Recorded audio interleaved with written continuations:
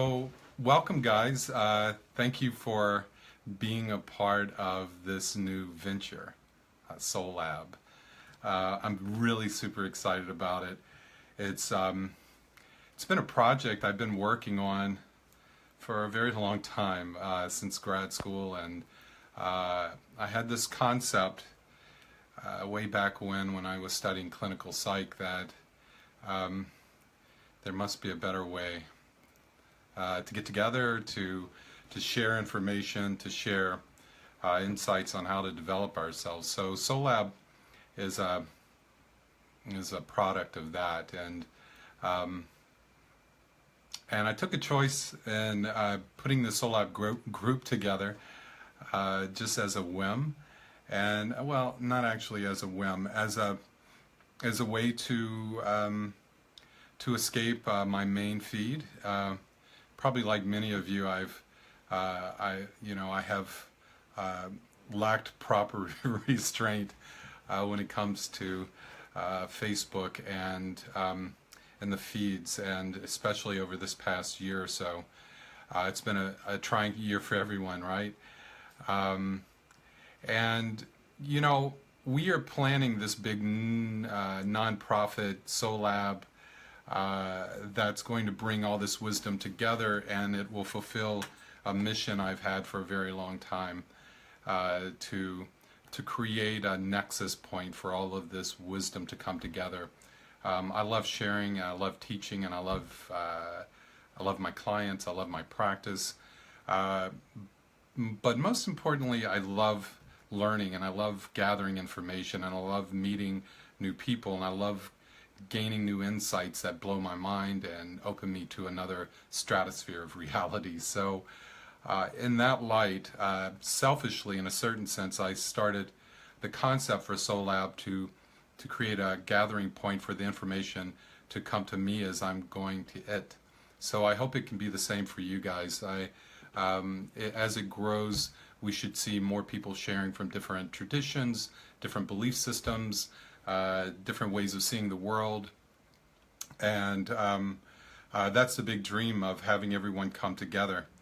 And so, as I'm going through these feeds on this Soullab group, I'm a bit overwhelmed at the participation and the sincerity and the interest that everyone is showing, and the support of each other, that they're sharing information and that they're getting in touch with each other.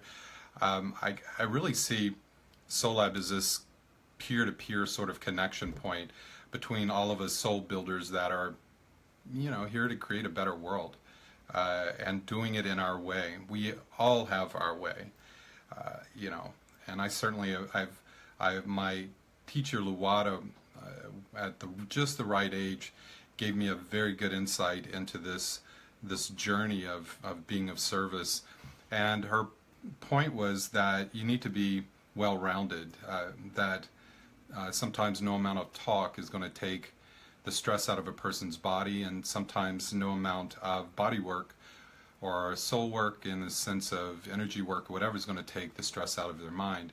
They all have a crossover effect, but it's always been important to me to develop a very well-rounded practice, and it's what I try to teach in my practice, how to be more well-rounded. So, welcome everyone. This is very exciting for me. I'm looking forward to a growing journey with you guys and seeing everyone bring this work to another level.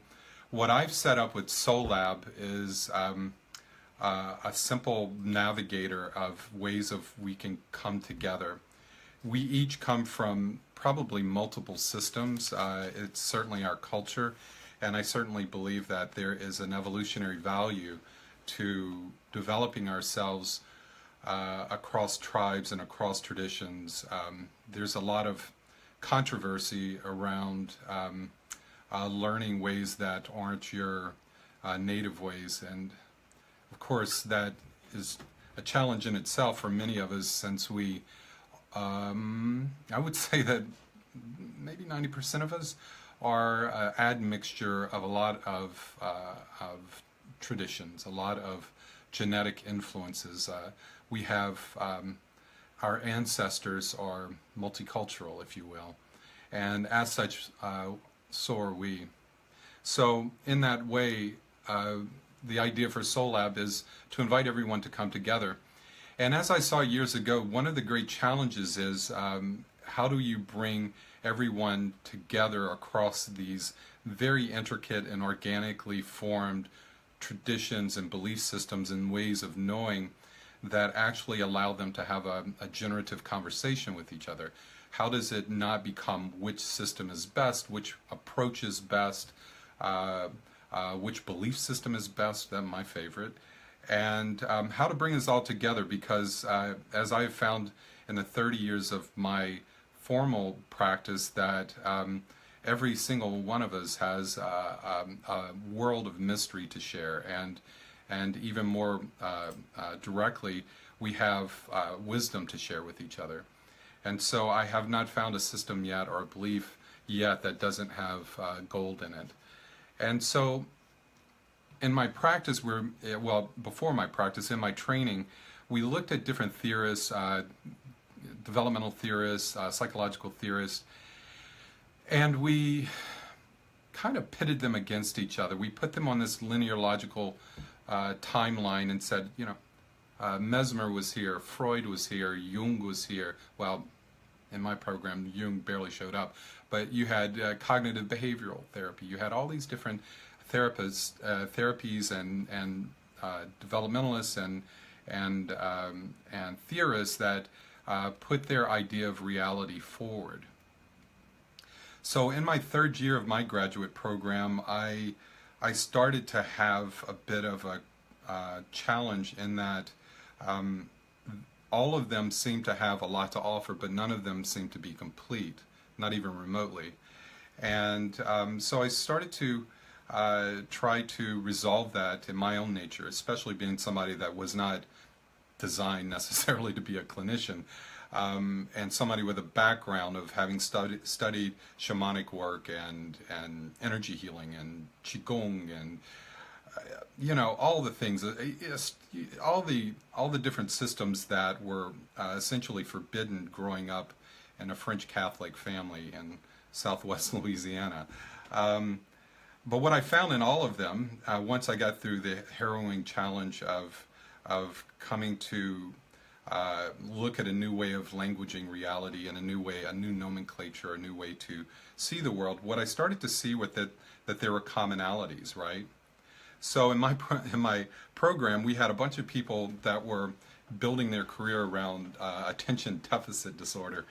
And, you know, of course I topped the charts, and I think I skewed quite a few of my colleagues' tests because of my testing in it, and because I think I was a little bit off the chart. But you know, this concept and where everyone was putting their sort of focus, because there was a lot of money being poured into this idea of attention deficit disorder, and it became clear to me that there was a problem with that, because why is this all of a sudden just popping up? I mean, is it because of, you know, kids watching too much TV or multitasking, multimedia, and all that other stuff? But what I quickly started to figure out is what we have here is more of an, if it's ADD, it would be attention to divine design. More and more of us are being called to open ourselves to a more complex reality than any sort of singular reality that we've been fed these years of our lives. And we're starting to see that there's wisdom all around us, that there's wisdom in places we would have never thought possible. So we're open. And so Soullab is my project, my magnum opus, to bring together what I've learned from alchemy, from science of mind, from all the different areas, neuropsychology, developmental psychology, from my shamanic work and my shamanic studies, how to bring it all together in a way that's not overwhelming. You know, Joseph Campbell said a big part of the journey, our adventure in this life, is to go out and take that adventure and find some elixir. But he said once you find that elixir, it's only half of the journey. The other half is about bringing it back home, making it relevant, having some medicine to offer the world. And certainly for me, I have found my medicine, and I've hopefully been able to help a few people along the way. Um, it's now a time to start sharing that medicine with each other. It's a time to start to come together and support each other across platforms, across systems. And so Soullab is my way of doing that. So how do I propose doing that? And how do I see Soullab in terms of this limited vertical format? Well, I'm still figuring that out. I've got some amazing people working with me, giving me insight, and I would love to hear from all of you that are tuning in to this live stream, but also to the Soullab group. What is it that would be most helpful if you had a room full, a house full, a neighborhood full, a world full of amazing people with amazing experiences and insights from all different traditions that paint a bigger picture of reality? What would you want to be shared from them? What would be of service in this way? These are the things that I'm exploring now with this group. I have a model of reality that I use for myself and for my practice, but that's just a model, it's just a map. The terrain is really this movement of connecting with all of you guys. So what I would like to know is from all of you, what is it that would be of service? What are you looking for? Practices, meditations, different views from different cultures. These are the sort of things that, hey Jorge, this is very cool. Sorry, I'm being geeky. I didn't know we could do this. Raul, look at that. We're all live in the same Nancy. This is so cool. Okay, I might be using this too much, so you guys can call me out at any point and tell me to quit using live, but this is really cool. Hey, Drew. All right. Travis, man, good to see you, or good to see your name. So, okay, so Soullab. My idea for this vertical format, as limited as it is, and as much as a sort of a laboratory experiment in and of itself for what we're building with the bigger platform, is I want to see what it's like to have a weekly connection around these key elements of our lives. So in my model, this spiral model, if you've seen that, if you haven't, you can go to the top of the thing, go into the files, and there should be some good information that'll give you a better sense of what the model is all about. What you'll see there is simple. It looks like a medicine wheel. It looks like a, kind of like an astrological wheel even. It's developed over the past 18 years into something that has been for me an inclusive model or inclusive navigator for the essential aspects of how we develop through whatever process we're going through. I use it for my clients so that I can see where they are. So for instance, in the fire realm, it's all about fiery vision, big purpose, whether they're challenged with it or whether they're deep into it. The fire realm, we started off week one, as you could probably tell. Week one is all about who are you? What is your purpose here? What are you? What is that fire within you that's propelling you out into the world?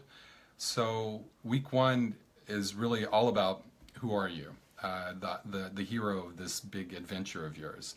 And there's a lot to that. It might seem sort of egotistical because it is, but it's also much deeper than that. There is something within all of us from an alchemical perspective that propels us out of our beds and gets us out into the world to create, to explore, to evolve spiritually and all the rest. And that fire can often be dimmed by the light of the world around us. So what is your fire? This is what the first part of this journey is all about. In astrology, you would look at it like the first house, which is about the first house in astrology is about you, your personality, who you are, why you're here, all of that good stuff. And it's really cool because the symbolism shows the ram, right? The ram is Aries, and it's very much self-focused. Who are you? It's important. There's a place for that, to be self-focused, to say, why am I here? it's really good to be able to go deeper than some sort of superficial notion, of course, and to get to something key inside. What is that fire within? That, of course, can easily lead one to contemplative meditation or a series of journeys that helps you get in touch with that. So in that area, there are plenty of tools that we can apply that will help you find out more about who you are. Now, look, every tradition has their way of getting to that. That's the whole point of this. It isn't really about what I know or what do you know alone. It's about what do we know. And it's about what are we doing in terms of dancing with our reality that's starting to hint at something, right? To hint at something new coming through. To me, Soullab in its ultimate form is an incubator for this new to come through. So to start, this process for me was a big dream I had in graduate school. It's very, very archetypal, if you will, I suppose. I saw this massive crystal in my dream, and it was as big as a mountain, I suppose, and I'm kind of circumambulating around it, flowing around it in this, looked like a crystalline labyrinth structure. It was very cool, but there were no people there or anything. But I started to notice while I was looking that I was being bathed in this field by this crystalline reality, right? And you know, it was very comfortable. There was nothing more than feeling, you know, comforted by this bathing experience. But then as it started to happen, I started to see all of these theorists and developmentalists and all my heroes, and all of them were peering into different facets of this crystal reality, right? This crystal. And each one of them, as they were peering in, they were touching a different part of the elephant, right? They were looking in and they could see from their vantage point a whole different reality.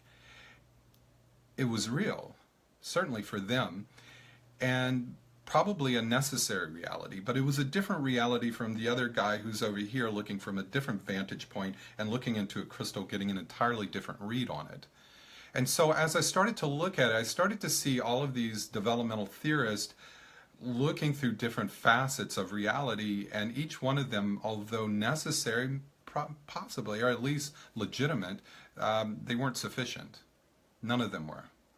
And so I started really working around that, saying, what is this? Is this a way to break up the competitive model, saying, is Freud full of shit, or is Jung the good guy, you know, or is you know, Mesmer crazy, or is Skinner off his rocker? In this way, we can honor all of them and say, no, they all have a sacred perspective to offer us, and each one of them has made an offering to our world that helps to form how we see ourselves, and that's a beautiful gift that they've offered to this world.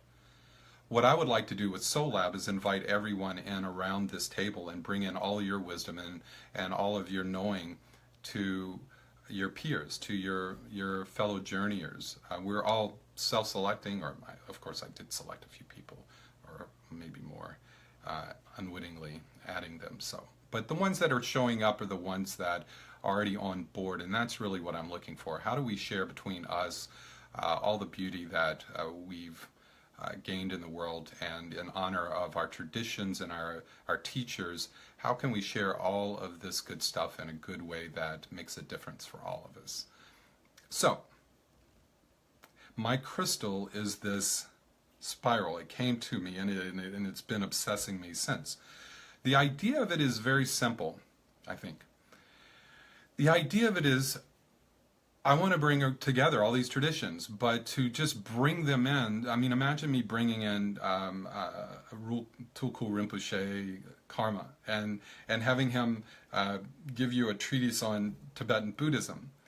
It would be fantastic, and we would all be completely on fire with the saying, this is the most amazing thing on the planet. But I would assume we would all be equally lost in what he's talking about and what he's delivering, because it's a different system, it's a different way. I mean, and it's been developing for a long time, so it's got a level of complexity that we just can't tap into.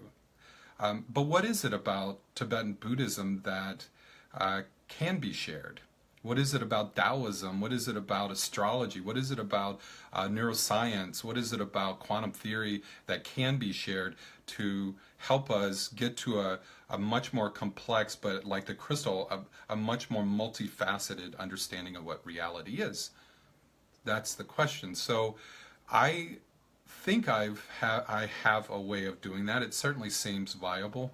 That if you bring everyone around the same fire, the same campfire, and we talk around the same fire, and we share from what is common between us. We share the elements of our experience that we all share in common. So the Tibetan monk talking about fire one, who are you? What is your big vision? What is the hero's quest from a Tibetan tradition has value in the context of this shared reality, right? So my vision is, right, and this is my scheming, that if we collect enough of this and we have all of us sharing in this, we each become sort of like little pixels on a much bigger fabric of reality around these key areas, and then they hold a space for a new pattern to emerge, something between us. Martin Buber says, God is more between us than within us, and that's what I'm looking at here. I mean, of course, what you have to share particularly is amazing, and I'm a learner, so I want to keep learning. So anyway, I'm blabbing. What do I need to talk about? Anybody want to add stuff that I should? Maybe you already have. It's about, Hala says it's about tolerance between people in the different schools. Absolutely. Competition sucks. I mean, it didn't suck. I mean, I used to play sports, but, this totally resonates. Awesome, awesome. Okay, so if we had a place where we could connect, and this is what I'm hoping it works so well here that everyone wants to join in and support this nonprofit effort, or just this effort, but certainly the nonprofit effort of creating a space to bring all of this wisdom together and aggregate it and curate it around these key elements of our experience. So, there's three phases of fire: the hero, the creative endeavor, the ritual, the spiritual integration. There's three areas of fire. There's the finding home, finding what's nurturing in your world, finding what's deep within yourself that needs to be transformed, that's ready to transform, that's ready to kind of wash clean and wash away, the deep scorpionic realm. And there's the depth of the water, which is finding that deep Gaian oceanic flow, that finding big vision with this connection to the wisdom of this earth that we are inhabiting right now. Earth element has its own beauty. Earth element is a phase of bringing stuff together, where fire and water are about breaking things down and burning off the impurities of what's not really true about you and your world, and coming to a deeper understanding of what is real about you and your conception of reality and what you're here to do in it. That forms the elixir. But the earth phase is where we start to coagulate, things start to come together, and we start to bring our ideas together. We bring all of our resources from the world around us. We start to bring in all of our inner resources that are uniquely ours, and that is our gift to share with the world. And we organize that. If you're familiar with astrological, it's the idea of this house of purpose, this house of vocation, a place, a gift to the world. And it's Capricorn, which is very much centered around how do we organize this to be in service, to be right with our world? How do we come back into this world and not try to fly off and escape it, but to actually be here to make a difference? The middle of the earth is where the seed is planted in the first part. The middle part is the germinating the seed. And in many ways, that's where I'm at with Soullab. That's where I'm at with my practice. I'm seeding a new practice, a way of communicating with more of you rather than just one-on-one, creating a place for us to come together at this poignant point in history. It's not really a matter of luxury or of gloating about how holy we are, because that's certainly not the case here. But what it really is about is like shit's getting real, and it would be a hell of a good time to begin to mature in a very mature way to bring our stuff together and share it. The ancients from the different practices are pouring out A lot of them are pouring out this ancient wisdom that was once kept really, really private and secret in their world, right? They are now giving it away because they know. They know what's going on. They know that if they hold that back, what good is that going to do? So a lot of them are putting their information out there. They're putting the wisdom, they're putting the teachings, and they're saying, look, if you can do something with this, please do. If you can't, got it, no problem. But we got to try. So Soullab is an effort to bring that together. I hope I'm not belaboring that point, but I think it's a really important point. Because as we bring it together, we all rise together and we learn together and we drop this sort of proprietary notion. We enter into this creative commons, right? This notion of cultural creatives is a beautiful notion that it's not just about flowery philosophy or new ageisms and you know, oh, this is so good, I can escape the world for a while, you know, do a little spiritual bypassing for a while. This is really about waking up and owning the truth of this path and saying enough's enough. We've got more than enough good people here to make a difference in the world. So that's the invitation. That's kind of my rallying call. I'm extraordinarily devoted to that. So the way we do it is gather together around these common elements of our experience and honor each other, even if you can't hear what they're saying, even if their language seems odd to you or maybe even scary to you. Breathe into it, drop out of the head, drop down into the heart, and listen with the ears of the heart.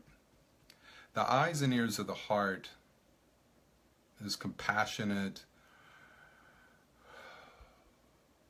it's kind, it's gentle, it's receptive, it's open.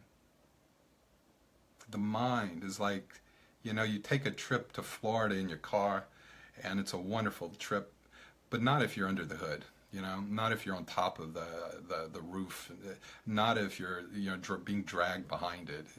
The journey is greatly determined by where you position yourself along this journey. If you put yourself in the driver's seat, you have advantage of rolling up the windows, putting on air condition or heat or whatever, putting on nice music. You know, if you're in the passenger seat, you could take a nap and just enjoy the scenery going by.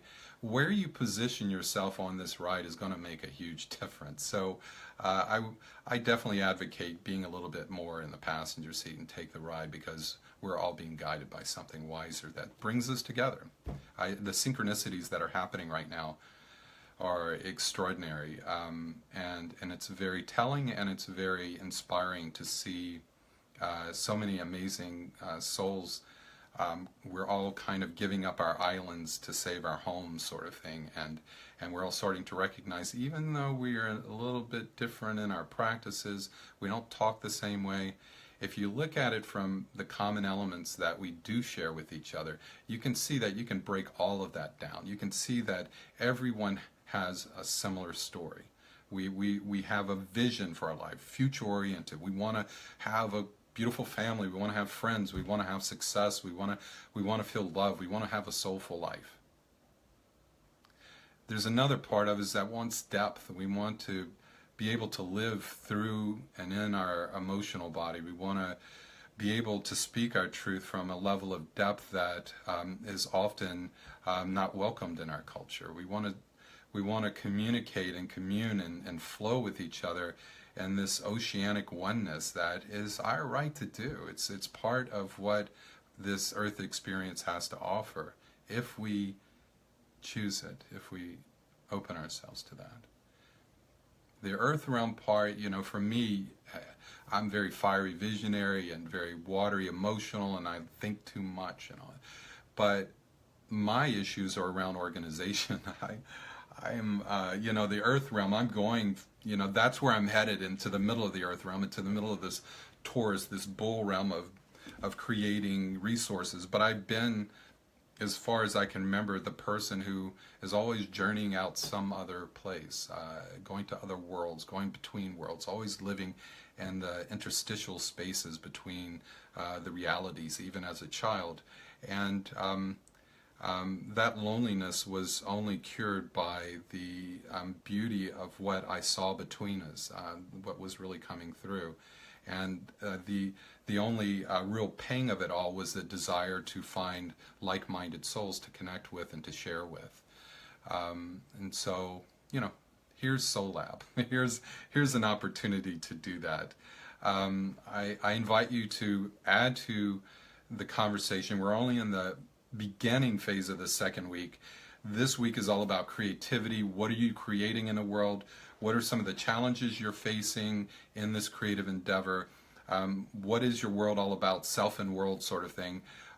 You know, it's a fixed realm of fire. It's about play. It's about intuitive gathering. I mean, Burning Man would be, I would assume, the for our culture would be the ultimate example of this idea that why don't we just come together in this spontaneous way and live from this creative, playful, theatrical place so that we can learn. Play is an important part of our evolution and of our advancement as human beings. So I can often forget how to play, so I'm cleverly engineering a way to play with my cohorts and colleagues and friends.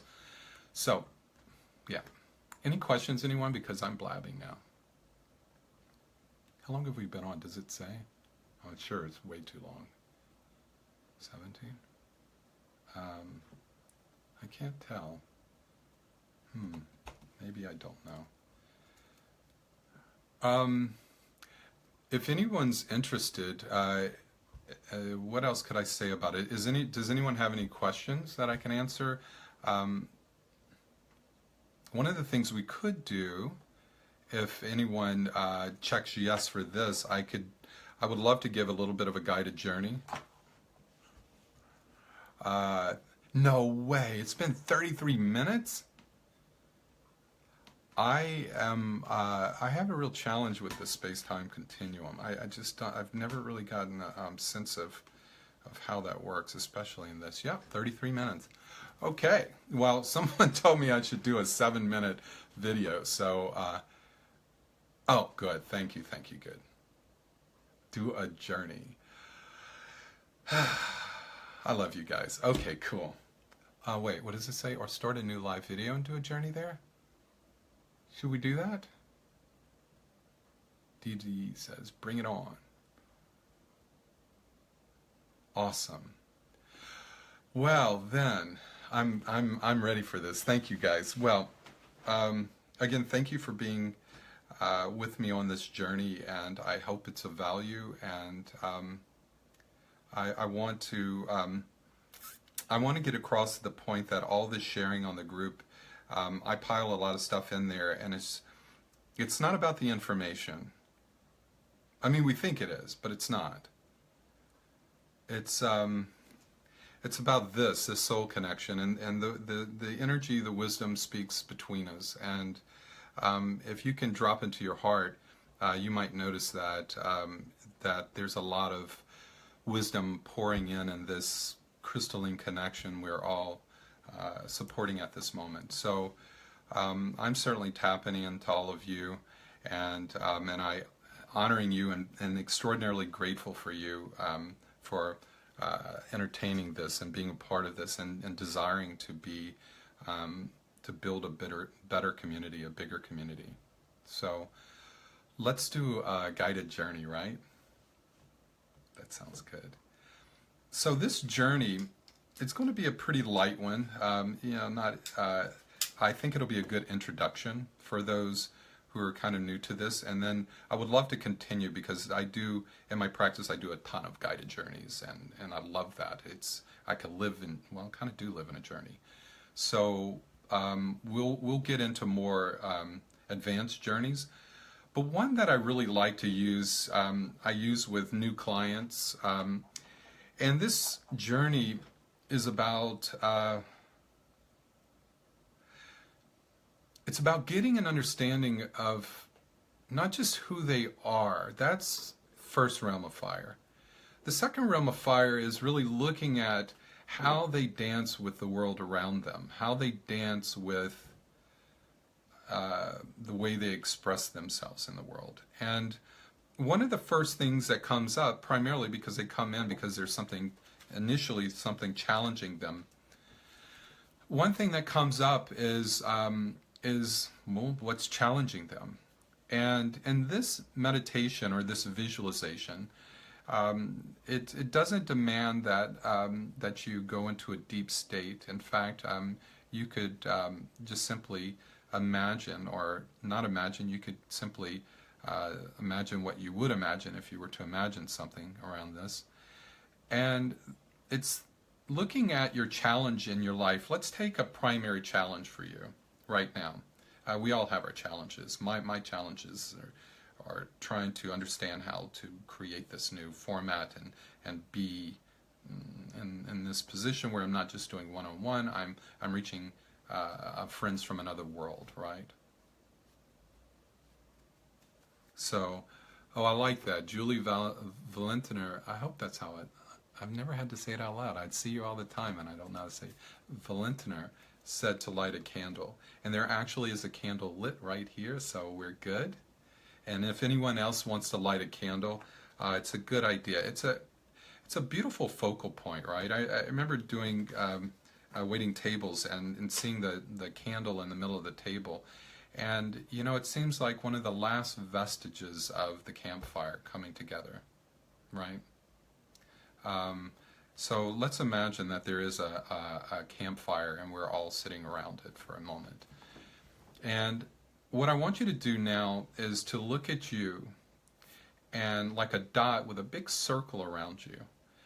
I want you to take a moment to drop down out of your head and into your heart. Take a few breaths. Breathe in light. Breathe in the energy from the wisdom from the world all around you, from above, below, and all around. Breathe it in as you're breathing light in through all the cells of your being, down into the core of your body, and swirl it, swirl it, swirl it into your belly. And then breathe out, releasing all the stress, releasing tension, distractions, releasing thoughts, energies, emotions, with each breath out. And breathing in more light and reconnecting with the field all around you. Breathing in like your iPhone, you could put it in the middle of a room and it's picking up data. It's picking up information. It can play movies, it can show spreadsheets, and it can show Facebook, of course. And it's not connected to anything other than this field of information. Now, of course, we've created this, right? And the creators of this creation are that plus an infinite amount more. So as you breathe in, imagine the light you're breathing in is the intelligence of the entire morphogenetic field of our species, of humanity. And breathing in the field of all the sentient beings on this planet. Nothing to do but to just accept and breathe it in and say, I'm tuning in and I'm opening myself up to the reality of the world around me as it is. Not as I think it is, just as it is, beyond words, beyond visions. And then breathe out any tension, anything that gets in the way of you just being present for now, just for this moment. Bringing in all of your senses. Listen to the sound of my voice, the sounds in your environment. Just let them flow over you. No need to chase them down. They just bathe over you. Receive.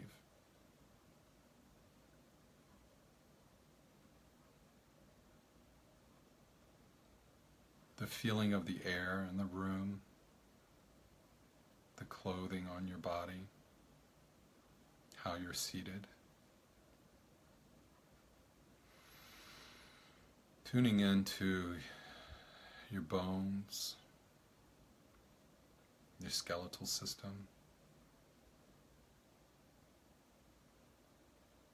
Tuning into your skin and the energy pulsing all around your skin, your body. A field of pulsating energy fields. You might feel them as tingling or pulsing.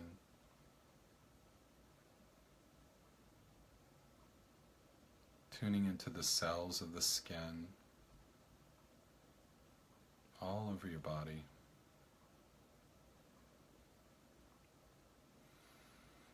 Tuning into the capillaries, bringing nourishment and oxygen, taking away all that needs to be removed, without question, without asking, naturally, keeping all the cells of your body functioning. Every cell in your body is a universe in itself, a toroidal coming together and releasing with the center and the nucleus, with a membrane around it that receives and transmits, that brings in information in the form of chemistry all around it, from all the interstitial spaces between all the neighboring cells and neighboring systems. And in that interstitial space is the connection to the whole, instant connection. No need for a liver cell to travel to the brain to understand the experience of the brain cells in the brain. It's all available in the immediate moment, in the immediate environment around. And it and we have this membrane around us that can breathe in all the good information and all the good nourishment from the world around us. And we can easily release out of us what's ready to be let go of, and know that it will flow and be recycled, whatever we're ready to let go of. And as cells of a body, as cells of a human body, as cells of as bodies, cells within a human experience, and all of us like cells around the one cell of the planet.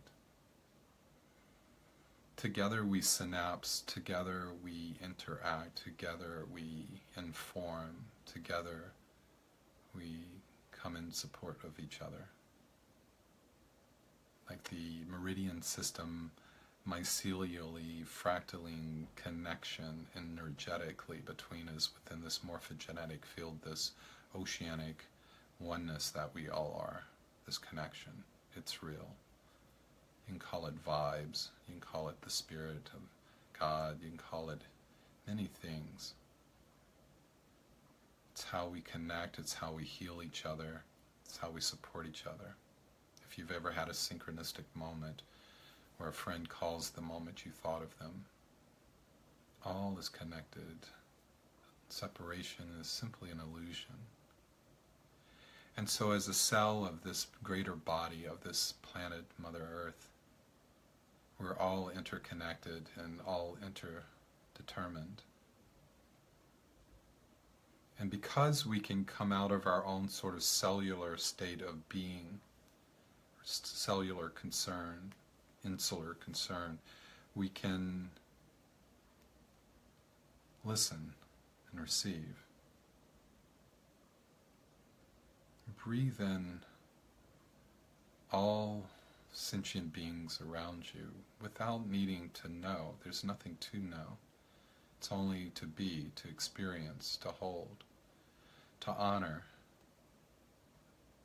And Christ said to be a witness. Buddha said to observe. Breathe it in. And let it inform you on a level well beyond conscious understanding. And that's just right. Nothing to know. Just to be in this place of receptivity and reunion, reconnection, a form of redemption, taking back what's been taken away, taking back what's been lost, reclaiming this natural connection that we all have with each other, to form a field, a webbing, a womb for the new to be born through our interconnectedness in the field of a challenged world. And so as a mother with a baby, our responsibility, our focus, our being is on what's coming through, what wants to be born through us. This mystery unfolding and growing, connected with heaven and earth, like the heavens bathing down over us, like the entire universe. Imagine the entire universe swirling above us now, and funneling down through us, through the crown, and the crown opening like a lotus flower, like throwing the curtains open in a dark room. Let the light in, and let it bathe through the mind, the crystal palace of the mind. Let it bathe through the frontal lobe, left and right. Scrub it, all the darkness out with the light. Turn it up 1,000 times brighter, and really like being underneath this luxurious waterfall of pure wisdom. And let it bathe over left and right hemispheres, the corpus callosum, the limbic system in the middle. They're all parts of the mind, all the different minds, all the way down into the basic mind, the reptilian mind, the brainstem, the midbrain, the spinal column. Let it bathe over you now. And you can call it what you want. You could call it the Holy Spirit, you could call it the Wu Chi, you could call it prana, you could call it many things. As long as you call it down and experience it, not as a label, not as a concept, but as an experience in this moment, this moment. Turn it up and play with how much you can simply let go of the noise in your head. Bathe it out in the light. You've been to the beach, right? When it's a warm, sunny day, you lie in that, and it's just, you could see everything is translucent red. You could see through your fingers, and it's bathing through your eyes and through your temples and through your ears, and every part of you feels like that warmth of that beautiful sun is washing out all of the heavy, dark, opaque, cold, and rigid stuff. And it seems to just bake it out of us and releasing it, burning it out to ashes, so that nothing is left but this translucent body, this translucent being of a body. And all the different systems, the limbic system, the hormonal system, the cardiovascular system, they're all now in coherence with this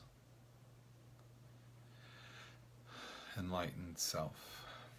And call in the wisdom from the heavens, just like turning on the wireless network, right? You click it on and it's there. And let it inform and enlighten all the cells of your body, your being. Welcome it in. Welcome in the wisdom of something much higher, from the Amakua, the higher self, the Po Amakua, the council of higher selves, as some have said. Call in the wisdom from the ancestors, from your guides, from all those beings that are here to support you in this directive, in this lifetime, in this earth walk. Welcome their counsel, welcome their wise counsel. Welcome in all that they can do in this very moment to transform, release, recalibrate, reboot. Just like going into the wire, on the web, and then hooking your computer up and saying, reboot my computer, recalibrate it and update it and defrag it and all that other good stuff. You can imagine the light bathing over you now and doing such a thing. Looking down through your body, you can see the light bathing through the tongue lit up, the eyes lit up, the ears, the jaws, the teeth, the tongue, the throat, the neck,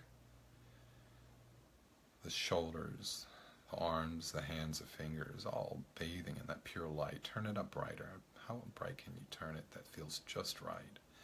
Bathe it over the chest, the lungs. Bathe the white light of the heavens in the lungs, and bathe out all of that darkness of depression, of grief. Let it go. Just see it, bathe it out like that. And see it release down into the earth, like sand castles releasing down into the earth, back into the bottom of the oceanic experience of this oneness that we are. Bathe that light into the ribs, into the thymus gland, into the chest and the spinal column, all the way down through the ribs and the spine, all the way to the tailbone, all the way into the belly, all the way into the heart. Let the light of the heavens shine a beautiful red light, a ruby red light of love and joy into your heart. And welcome in from the universal one the reality of love and joy, compassion. Smile into your lungs. Welcome in that white light of courage. Smile into your heart. Welcome that beautiful ruby red light of love and joy, releasing the hatred, releasing all the darkness that like static cling your heart has collected from this earth, flailing, squirming, challenged, fear. Release it out and let the heart glow, the fire come back into the heart, like the sacred heart of Jesus, right? Without the crown of thorns, I suppose. And see the heart smiling, and see it plumping up and filled with love and shining that beautiful red light of love and joy throughout every cell of your being now. It's like that. Remember that feeling of love and joy. It's not a sentiment. It's an experience that you can be a conduit of. And you can send it from the heart and light up all the other organs in your being, all the other systems in your being. The heart is a conductor of the orchestra, of the symphony of the one life, the unique expression that you are here to create, to live into, to dance. Let the heart lead the way. The heart connects the higher self and the lower self, the all too human self with the higher meta-view self, the part of ourselves that never left home, that is here with us like a quark atom separated, but still having a different vantage, reconnecting with the higher self, like an apple with a stem, right? The torus of the apple of your being connected to the torus of the tree of life, of this greater family that we come from, a greater tree that we all are children of. So we invite in that wisdom from the higher self through the crown and into us, and ask it in your own way to redeem you, to allow you to earn back your truth, what was always there for you to deliver to this world, and to burn away all that gets in the way. How much are you willing to let go of the struggles, the stories of smallness, of drama, melodrama? How much are you willing to enter onto a stage of a higher form of theater, higher place of play, of seeing the greater game and seeing the way this world is vast and quickly becoming a place of powerful manipulation over our minds, over who we see ourselves to be. It's been there, it's not new. This is not new, but it's learning and it's adapting and it's evolving, and through our technologies, into our therapy sessions, into our churches, into our gatherings, into our conversations. These memes spread like the Wetiko virus. Turn up the volume of the one bathing through you now and wipe out the noise. Like tuning your radio dial. It's that easy. I try to mental telepathy my radio to change stations, but sometimes I just gotta reach over and dial in. There is that little fire of will that helps support a greater fire of the truth that is the true source of our wisdom, true source of our power on this planet, the true source of our medicine, and true source of our coming together as a hollow bone, a hollow reed, a vessel for the one. And as the light of the heaven bathes through us and bathes the white light of courage in the lungs, like the white tiger, they say in Taoist shamanism, right? And the heart has this beautiful phoenix, the ruby red light of rebirth. It's a connection of our higher and lower selves, almost like an hourglass, right? This is the center of the apple where the seeds of new ways come through. The heart is smiling, the lungs are smiling like beautiful children. And we bathe down on the right side there. If you put your hand on your right side of your lower rib cage, that's your liver. It's a big old guy. And you bathe it in a beautiful green light. And you imagine that you're bathing from the heavens above this beautiful wood chi. Green, beautiful, like the canopy of the rainforest, of my beautiful trees in Louisiana, the oak trees and all the rest, and bathe it down that right side, and let that beautiful green light, that green light is a scrubbing light, it's a healing light, and let it scrub out all the anger.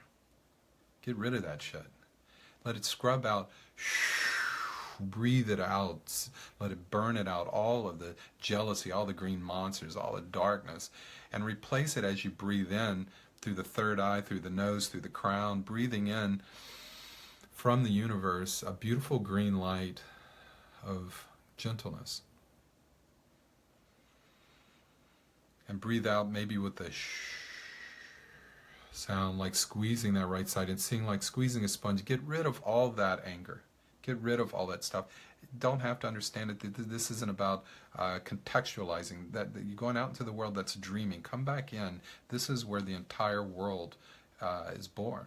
So cleanse it. Cleanse your vessel. Make it a sacred place again. And breathe in that green light and from the tradition of the Taoists, and breathe in, they call it the green dragon. It's a very kind soul. Kindness, kind to yourself, kind to the world. Courage in the lungs, this beautiful opal white light, beautiful ruby red light of love and joy orchestrating all of this. And the kidneys in the back. Kidneys, when they're out of function, create fear. So we want to call from the heavens as we breathe in a beautiful blue, cold blue-like light, like Himalayan spring water. We want to breathe it down the spine and swirl it in those kidneys. They're the size and shape of your ears, and they're kind of at the upper part of the lower back. And breathe that light in, and see yourself breathing in gentleness like the sea turtle in the middle of the open ocean. Gentle. Nothing to do. But breathe out all the darkness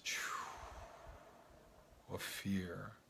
Let the cold blue light dissolve all the darkness you imagine seeing in your kidneys that creates the sensation of fear in your experience, and smile in a beautiful blue light of gentleness.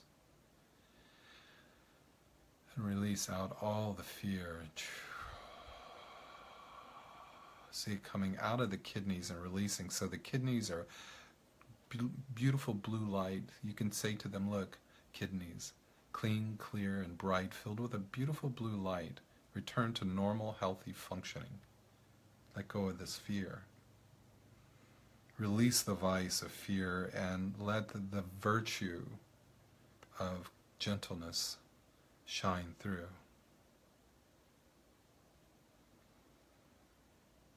We can even go to the spleen, the stomach, the pancreas on the lower left side. If you put your hand over on your left side, lower rib side, and the palm of your hand is your spleen. And the spleen is a vital function. It carries a supply of blood in case something happened, but it also creates defense cells, and it does a lot for the body.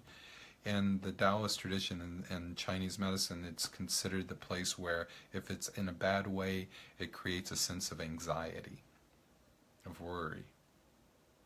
So we want to imagine breathing into it, and the element for the kidneys, the spleen, is earth energy, pigment, yellow banana color, turmeric. Think of a yellow color. Imagine the universe turning that color and breathing it in slowly and swirling it into the spleen. Use your playful imagination. Imagine that you're breathing in openness, fairness, and trust into your spleen, where there's all this anxiety and worry.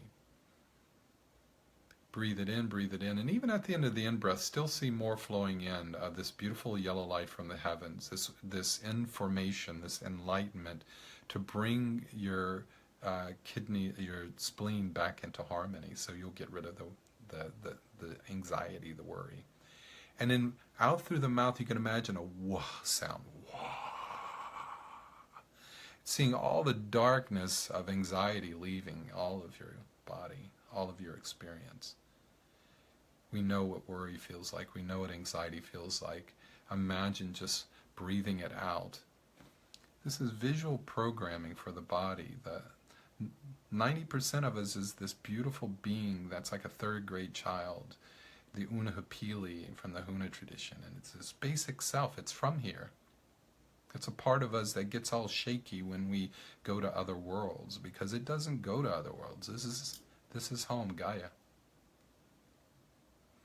And as we are cohabitating with it, we're waking up to the realization that we have been letting the child run the show, and we've been forcing it to, and it's scared to death. It's not designed to do that. It doesn't understand the nuances of modern living. So we have to rise up out of that.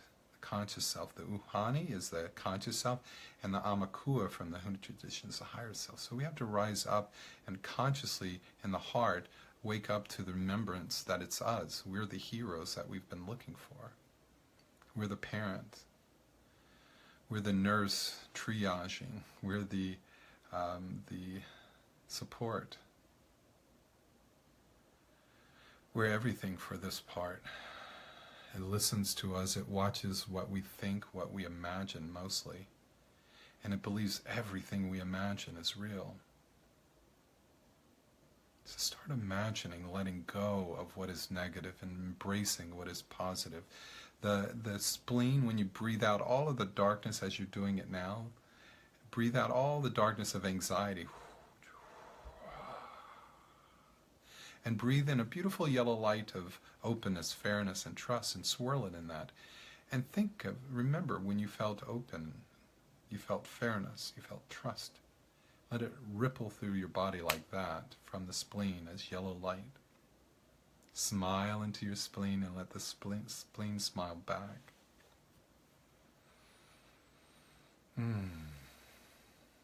Beautiful.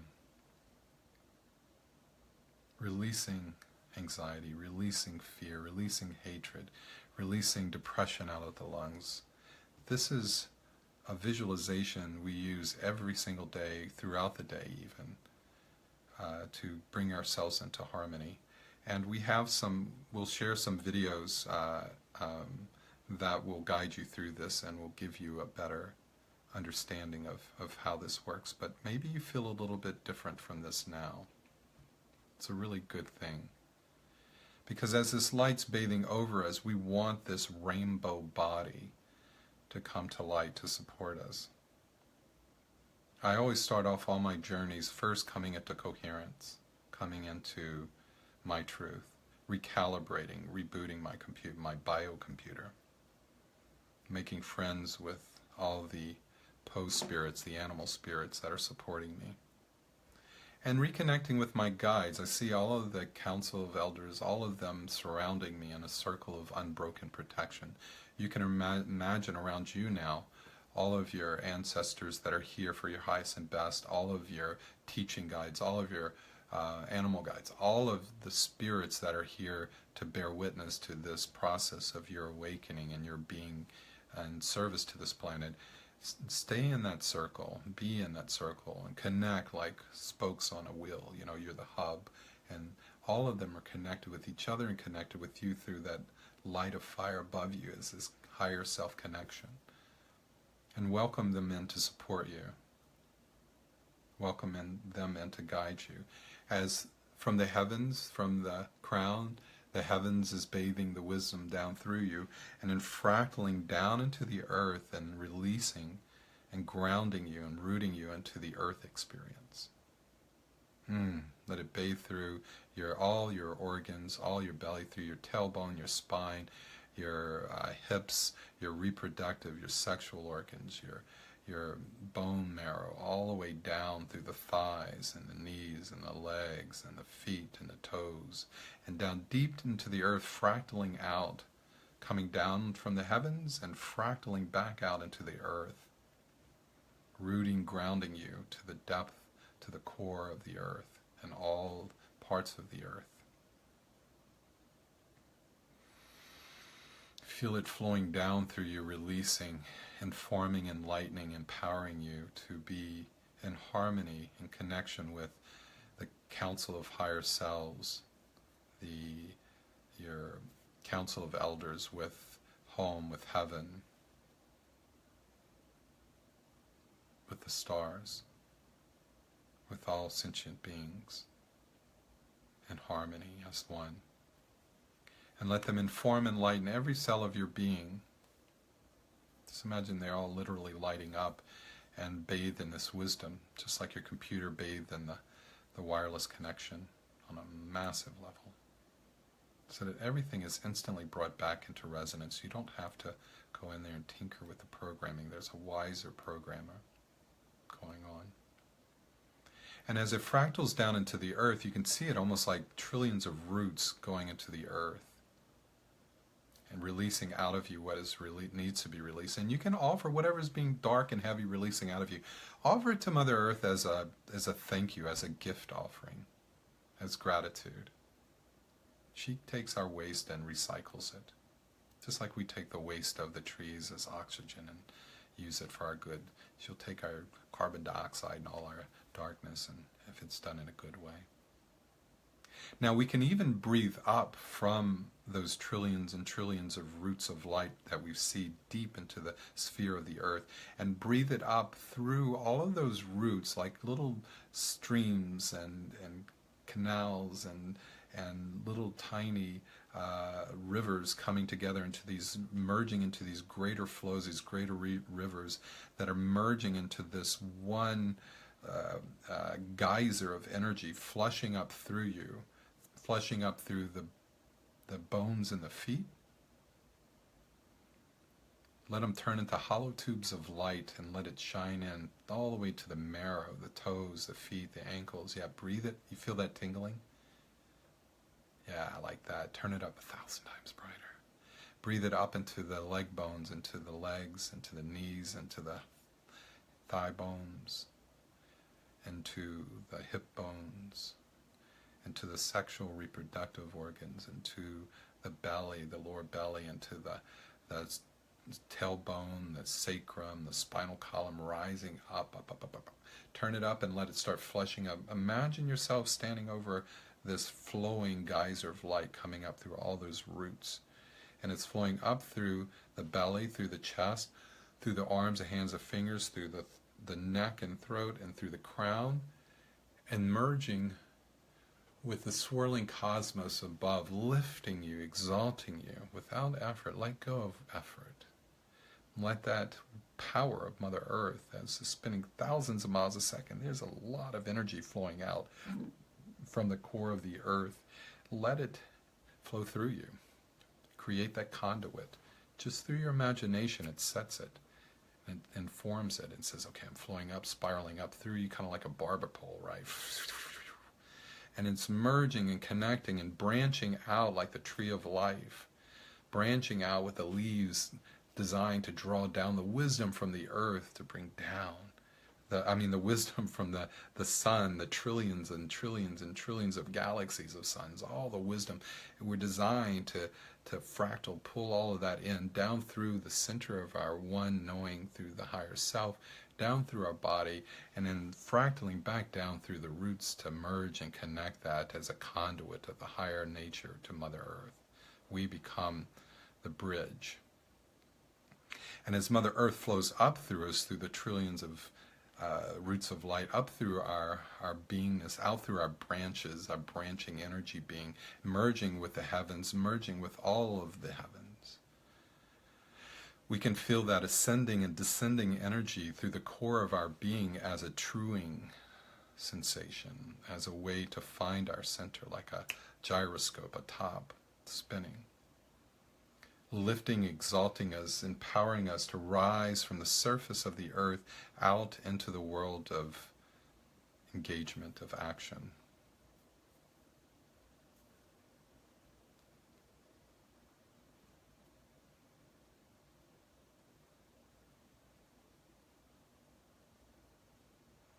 Feel that flow, the descending energy and the ascending energy in harmony.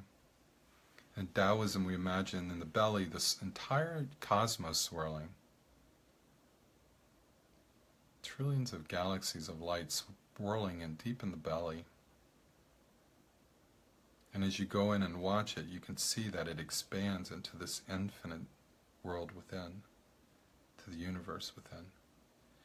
And as it swirls around and around in the belly, it's dissolving away all the noise. The belly is a second brain, and it's scrubbing it of all the old stuff that you're ready to let go of, as you see as these dark pockets maybe. And it swirls and it just dissolves them. And it expands beyond the limitations of your form. It merges back with the field of the one from within.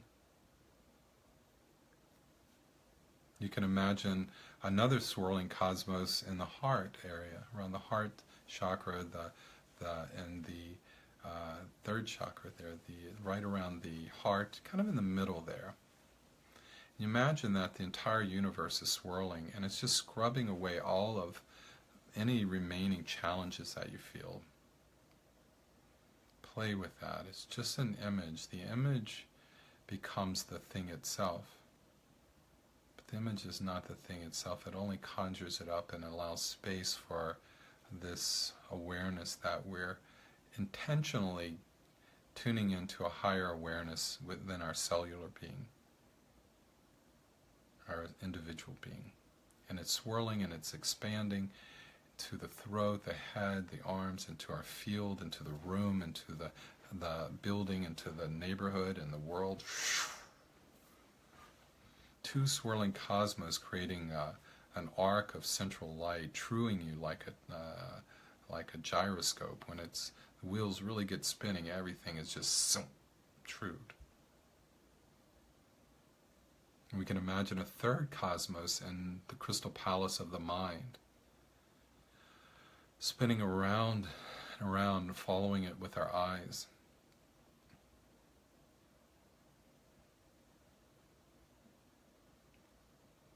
Dissolving the tension in the eyebrows. Turn it up 1,000 times brighter. There you go. That's it. And let it bathe through all the cells of the brain until it's almost like it's expanding, and from the inside out, your cranium is expanding, your mind is expanding. Temples, eyes, ears, jaws, tongue, throat, back of the head, the top, the sides. Swirling around and around trillions of galaxies of wisdom, as micro as macro, like a hologram. The entire universe of wisdom is within, connected, the three cosmos swirling, creating this truing in your beingness. A central column of light it creates, and connected with heaven and earth like being a battery tapped in, right? connected to the power points, the wisdom's flowing through in both directions, creating this cross current of connection that comes into harmony in the heart, that brings it all together, that brings it into conscious focus. We call in our higher nature, our true nature, to inform, enlighten, inhabit all of our cellular being and beyond. And we allow our physical form to shapeshift and release into our light being, our true being.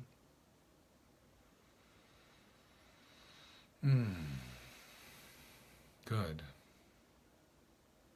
And in this place, when you slowly open your eyes, maybe, feeling that connection beyond thoughts,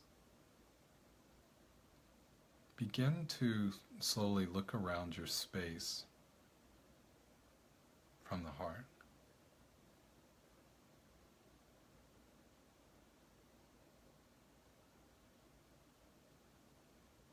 It's different. It's connected, it's spiritual, it's heaven. And out the windows, it's heavenly neighborhood, the world. And as I look over our nation and all of our nations, and I see this beautiful jewel of a planet that we're on,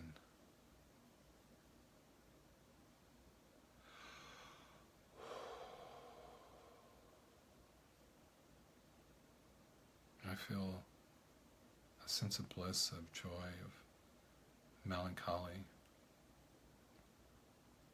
of deep love and gratitude.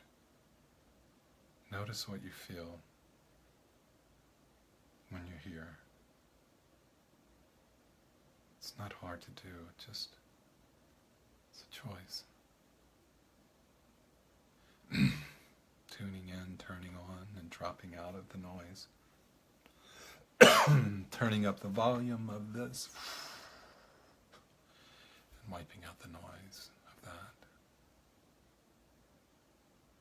And I'd like you for the day, for the week, as we explore this realm together, hopefully, to really come from this place and share from this place of,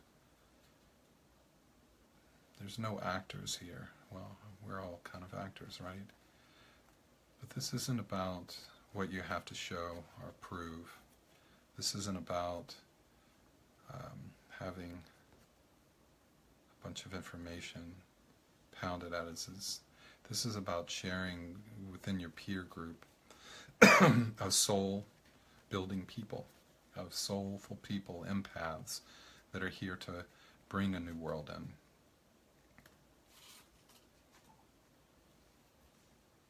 When you come from this place, as you all do, when you do, this is what makes the difference. This is the field, and all the rest of it is a way for us to gather together so that this field can come to life. I know this. The trickster is always somewhere behind the theatrical. So I welcome you all into this experience in this way. And I want you to take just a moment to look at, maybe from this new place, a way of understanding how you've been in relationship to your world, how you've been challenged by the world. And I want you to imagine in front of you now a dragon, right? And this dragon is imbued with all the challenges that you're dealing with, or one big challenge you're dealing with right now. See it, experience it, be in the presence of this.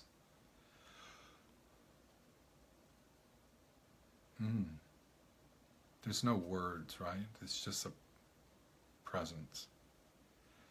And when you're ready, and if you can't imagine, don't try to imagine, but if you were to imagine a dragon, what would you imagine that it would be like?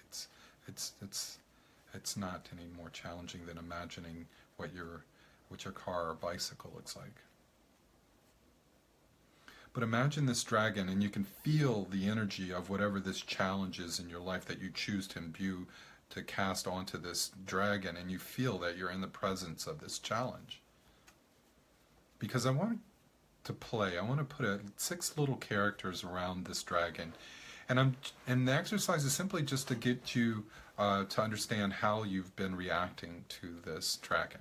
Because we tend to be so dragon oriented, but the real work is coming back and seeing what is it triggering inside of you. So the first character we're going to place is the innocent. The innocent is this character who is naive, maybe on a negative side, maybe on a positive side. It's like Buddha mind, it's, beginner mind. But if you were to say, do you see that dragon standing next to this innocent? The innocent might say, I don't know. I mean, yeah, maybe. So see this innocent and notice how your mind presents this innocent just immediately. Imagine this dragon in front of you, and this dragon is holding all of your challenges, our big challenge in your life right now. And you see this dragon in front of you, and next to it, the first character is going to be the innocent. Imagine this connection, the relationship between the dragon and the innocent. The dragon might be baffled at why this innocent isn't scared of it. I don't know. Now the next character I want you to put next to the innocent and the dragon is the orphan. The orphan lives in constant fear of what this dragon can do to it. It feels completely dispossessed of support from the world, all on their own, living with this constant existential fear of what could happen with this dragon in their life. So as you imagine this dragon in front of you, and this dragon is imbued with this challenge in your life, and you see this innocent standing next to the dragon, and then now you see this orphan who's completely scared to death of this dragon. Imagine seeing viscerally, watch how this orphan reacts to the dragon. Are they cowering away? Look at their posture, look at their energy, their emotional body. Get into their head. What are the thoughts coming through?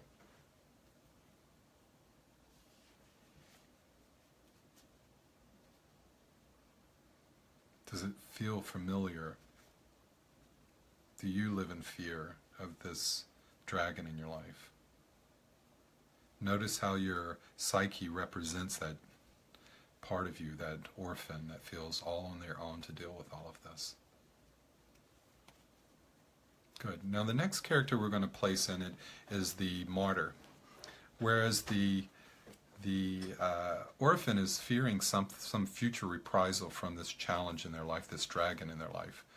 The martyr is living it now. If you can imagine what would a martyr look like that's being martyred by this dragon, you can see how they appear, and you can also see how the dragon isn't scaring them anymore. It's devouring them. It's victimizing them. And this is a relationship that goes on and on. And so you can imagine this dragon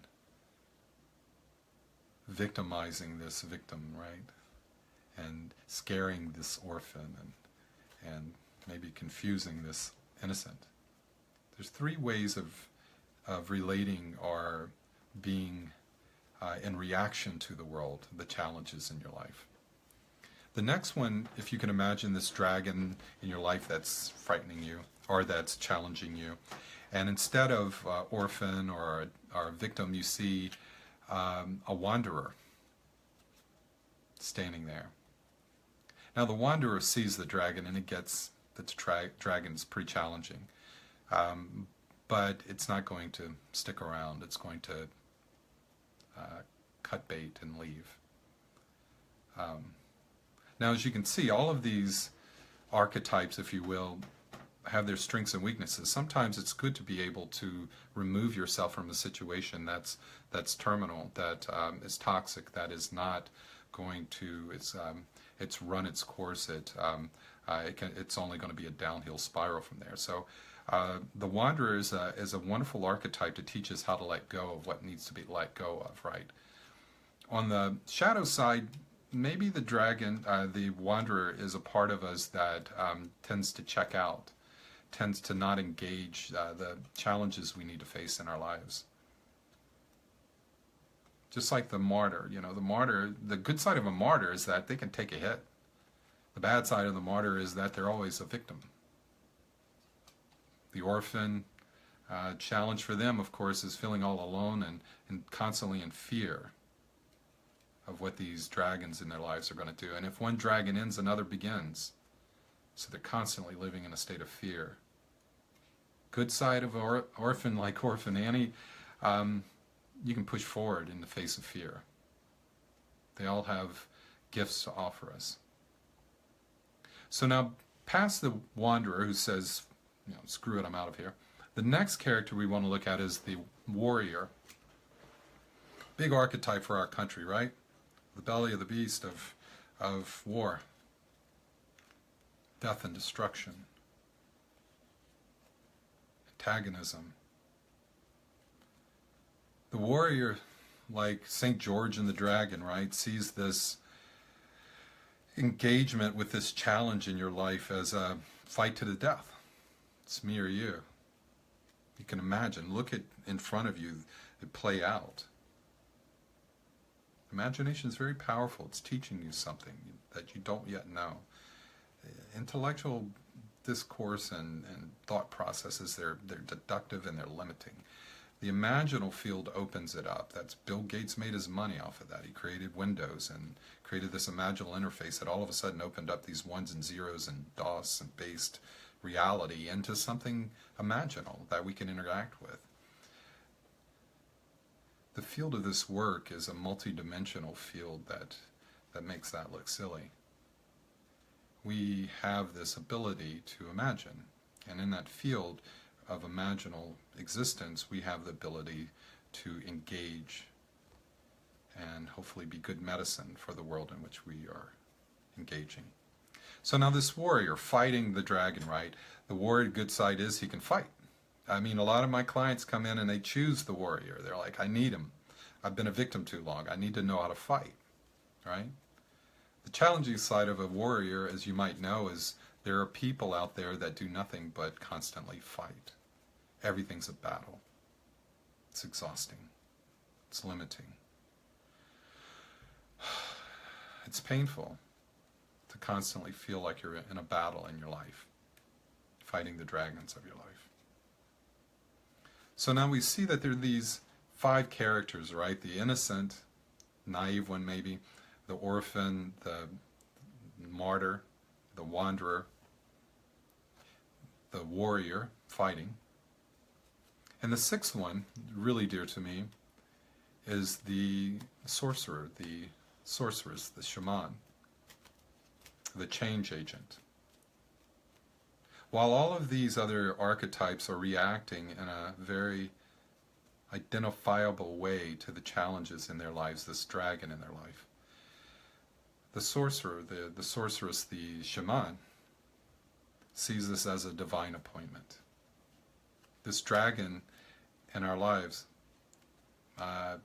is meant to be. It's why we're here. It's part of the directive of what you're here to do. This is what all of this gets to for me. And this work is that this is yours to win or lose.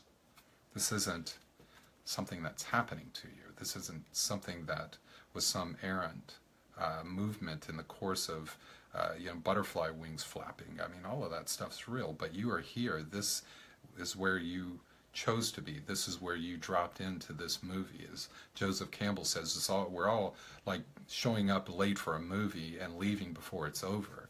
But that being what it is, you showed up at this time at this movie to be here in this way, to witness what is here, to witness what is wrong, not to suffer it,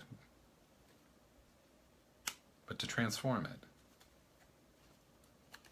So, imagine this sorcerer standing next to the dragon, right? and knowing that this is theirs to do. It's theirs to win or lose. Imagine how your sorceress see it, watch it play. Watch it transform this dragon into an ally.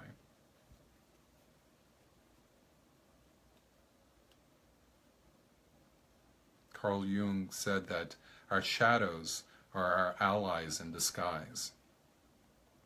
What is most challenging about you and parts of you are the parts of you that when you can turn and face with compassion, with courage, with grace, when you can turn and face the dragons in your life and come not from the head but from the heart. And you can call in the wisdom from something much greater that we're part of to come through you as a conduit. Magic happens, and the space between us is where the God of this new way comes through.